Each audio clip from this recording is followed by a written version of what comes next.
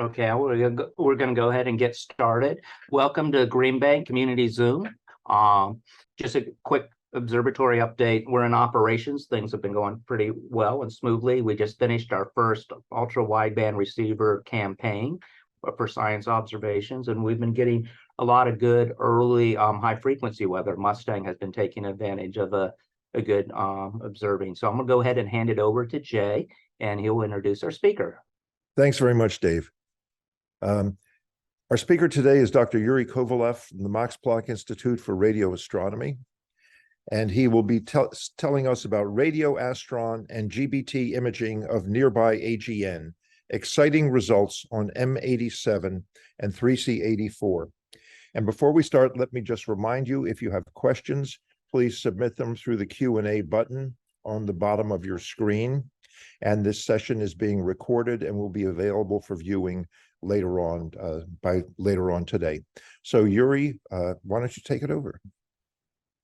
Thank you, Jay. So let me start. It seems that I'm all set already. Please confirm that you can see my screen and everything is fine. Looks excellent. Okay, very good. Thank you. So I will talk today about or provide a relatively brief overview of the recent results which were published or are published this year, 2023, from RadioAstron imaging observations of 3C84 and M87. Both of these observations had the GBT participating and providing detections at longest possible for these experiments ground to space baseline. So it is very critical to have the GBT in both of these sessions. And if I have time, and hopefully I'll closely watch my time, I will have a bonus slide to present to you. So without further ado, let me begin. RadioAstron. So RadioAstron is the space VLBI mission and an experiment when we have launched a 10-meter large radio telescope into space in 2011. And while working together with ground-based radio telescopes, it has formed a virtual radio telescope of the size of almost to the moon, because the apogee of our orbit was about 350,000 kilometers. The important or very important role which the Green Bank Observatory has played in RadioAstron is not limited to the GBT only. So here I just would like to remind everyone, or to tell if you didn't know about it, that this place in United States has participated or has allowed us to perform basically half of all RadioAstron observations, thanks to the 140-foot telescope on the left-hand side, which we have used as a data acquisition system, as data acquisition telescope or Earth station. And this telescope has provided for us both the measurements of the orbit parameter, and it has collected the data real time.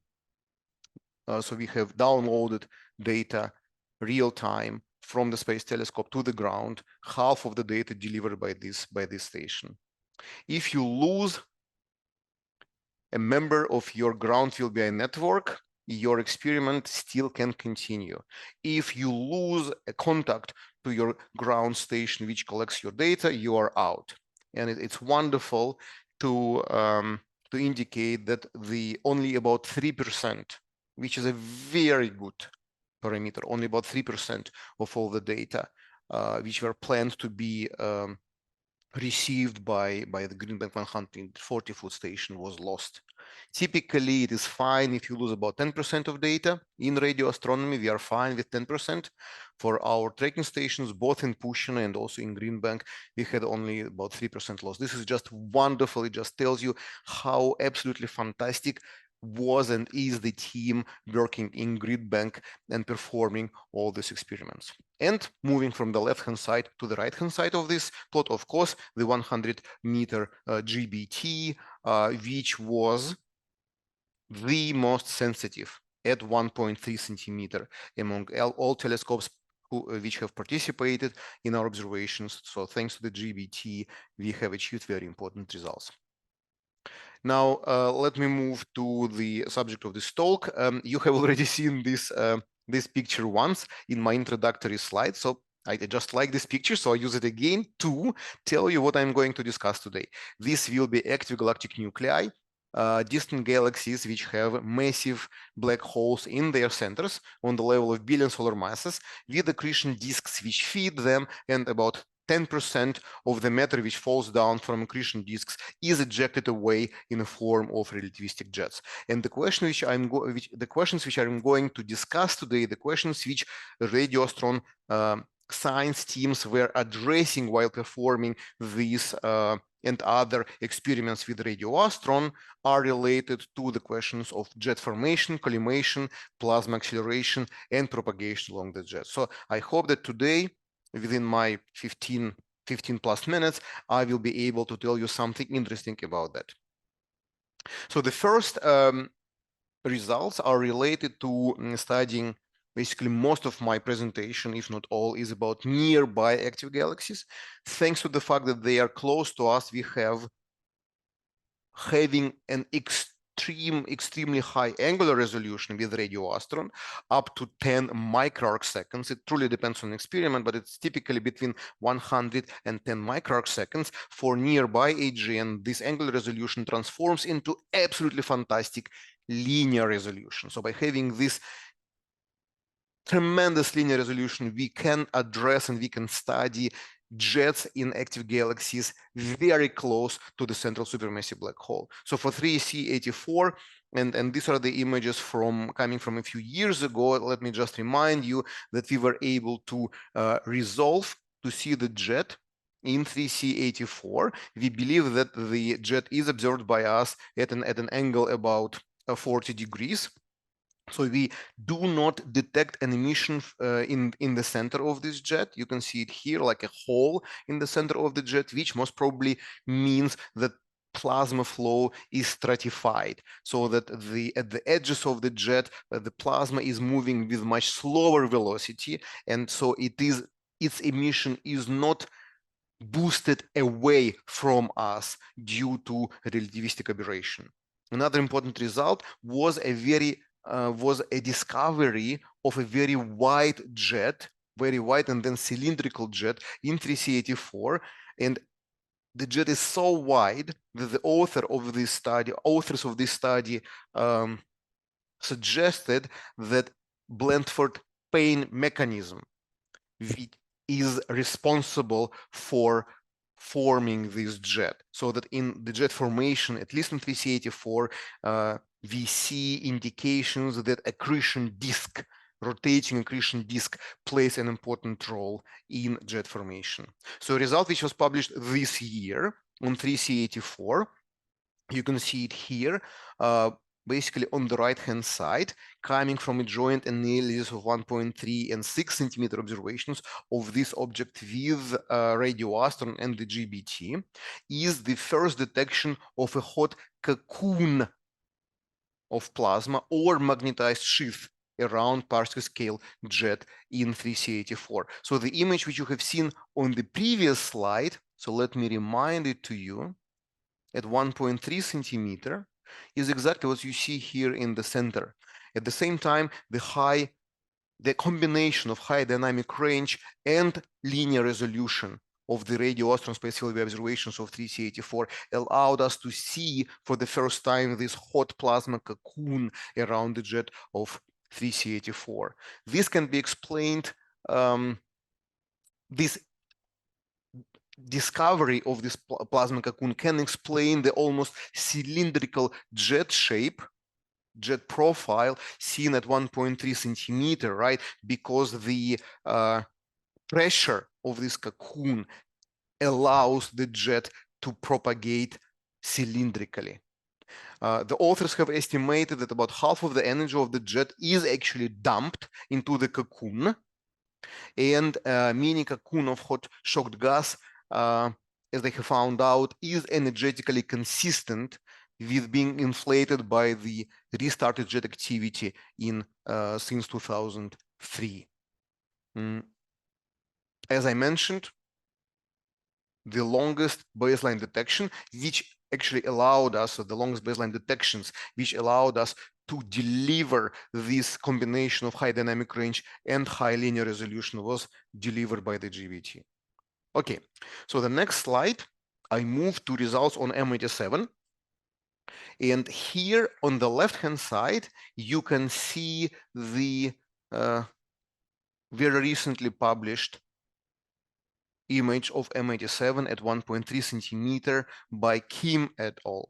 So this is the shortest wavelength of radio astronomy observations, 1.3 centimeter or 13 millimeter.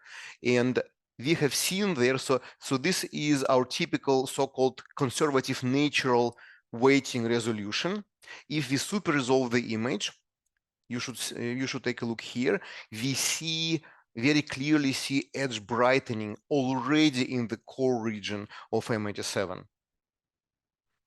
If we analyze the visibility data delivered directly by the interferometer, we find out that within the core of M87, there is a substructure which delivers an extremely high brightness, which is observed to be extremely bright with the brightness temperature about or more than 10 to the 12 Kelvin. This is extremely high because due to inverse Compton scattering, you do not expect the brightness temperature to exceed 10 to the 11.5 Kelvin. Moreover, in order to be at this level, your plasma has to be continuously accelerated or reaccelerated. So for M87, to detect such high level of brightness in the core region is very unexpected. And this can either indicate a very high Doppler factor, so relativistic boosting in the jet of M87, which is unexpected. I mean, it's strange to see that. It's strange to deduce it for M87 jet because we observe it at about 20 degrees or 18 degrees to the line of sight, and this is quite a lot. So to see a high Doppler boosting factor is actually, I mean, I would not believe in it. So most probably we see signs of efficient plasma acceleration in the base of the jet of M87. On the right-hand side, just for your enjoyment, I show very recently a result coming out from 3 millimeter GMVA observations, also involving phase ALMA, which were published recently by Leo et al. In Nature. And you can see here also the center of M87 and a very similar edge brightening. So we agree very well with results on ground-based, very high frequency, very high resolution observations. And at the same time, it might be that if what our colleagues see at 3 millimeter, they interpret it as the black hole shadow, and it might be an indication of black hole shadow. Something similar might happen in our data, or both data sets actually indicate the edge brightening close to the very base of the jet in M87, which is another argument for plasma stratification in the base of the jet of M87. A bonus which I promised, and it is embargoed until tomorrow, so you have not heard it from me. You are allowed to discuss it only after tomorrow, I think, American morning. This is a result which will appear tomorrow in Nature Astronomy on 3C to 79 observations by RadioAstron. And just to say a few words about it, in a hope that this will require you to tomorrow in the morning to wake up, to go into Nature Astronomy website and to find this paper. We have studied the inner regions of relativistic jet in this one of the brightest blazers on the sky. 3C279. And we have found filamentary structures in this jet, most probably produced by Kelvin-Helmholtz instabilities. And thanks to polarization data, which we have also reconstructed, we can clearly say that the jet is, and these instabilities are threaded by the helical magnetic field.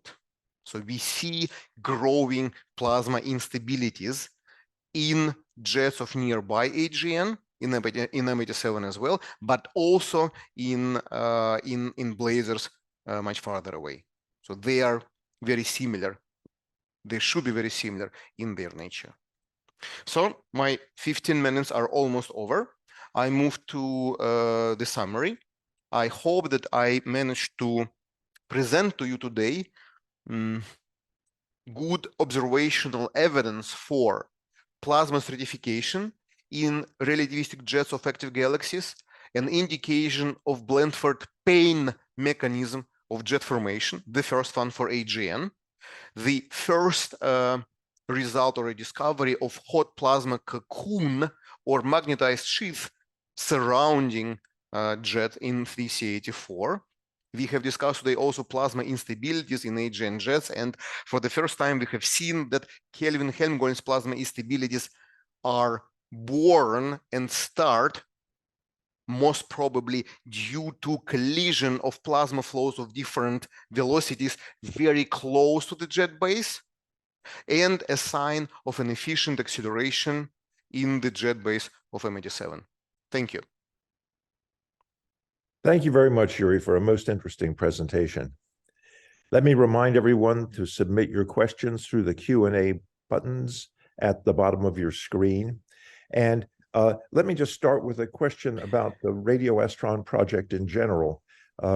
The telescope ceased operation a few years ago, as I gather, but you still have a backlog of data that you're analyzing? That is true. This is very typical for VLBI. So the typical length of a VLBI project is quite long, is actually many years. And in case of space VLBI, another thing is even the correlation is takes quite significant time. So as of today, I even know that there are a few imaging experiments which are still due to be correlated by some of our partners. Overall, I think not even most, but all of the data of RadioAstron, I mean correlated data, are currently publicly accessible from the archives. So not only the science teams, but anyone else in the world can download the data and work with them. But yes, it is very similar to how it was happening with VSOP2. The results of the mission will continue to appear. My expectation is at least for the next several years.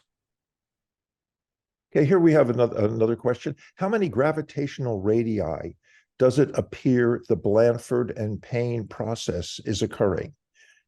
At what gravitational radius, I guess, is the question, does the Blandford and Payne process occur? Yes, so as you can see here on the left-hand side, the width of the jet is of an order of 1,000 gravitational radii. So to be a little bit more conservative, I would say that it is at least 500 gravitational radii is the width of the jet which we have detected to very close to the jet base, and that is the main argument while the authors of this paper believe that Blandford Payne mechanism could play a role or should play a role in forming the jet in this particular case. Okay. Are you able to answer questions about 3C279? Yes, sure. I mean, so to discuss it in more details, if somebody is eager to read about it today, you can try to find the first version of that paper in preprint archive of Nature. But if you wait until tomorrow, so Nature Astronomy will publish everything. So yes, please don't talk about it with journalists, but we can apparently discuss it between each other without any problem. Okay, in that case, we have questions. The 3C279 features appear to trace rotation around the AGN. Would that imply a period? It's not a rotation around an AGN. If you are thinking about the binary black hole indications, and if you want to know the period in order to understand, the size of your binary black hole, at least we are not claiming in this paper that we see any indications of binary black holes, because it is very easy to okay, it's easy enough to generate the plasma instabilities like Helmholtz, just due to, as I have said in my summary, due to plasma stratification, and due to that having different plasma, different parts of plasma to flow with different speed and then interacting with each other and generating these instabilities. But if you just ask me if there is a possibility to measure the periodicity and any parameters of these Kelvin-Helmholtz threads, yes, it is possible.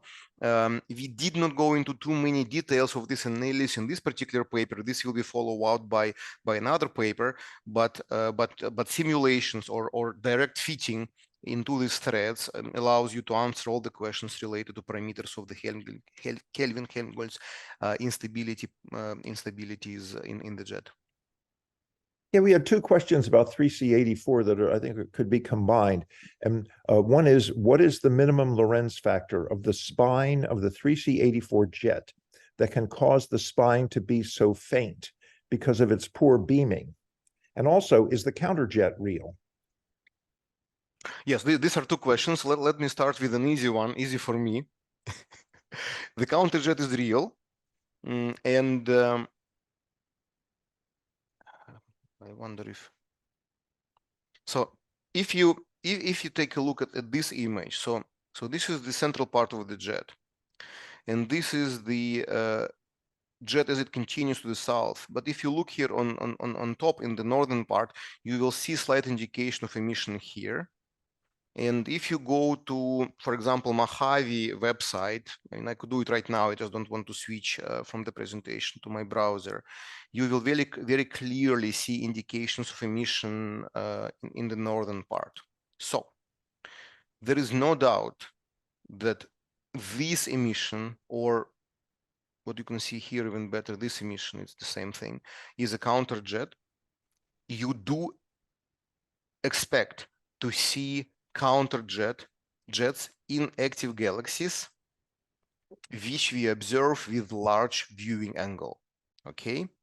Because we expect active galaxies to have symmetric jets, so a jet and a counterjet. And typically for blazars, we only see jet which looks at us due to Doppler boosting. And the jet which looks another direction, the counterjet, is Doppler de-boosted, and we cannot see it. When you observe a jet by the angle of 40 degrees, a counterjet should be present there.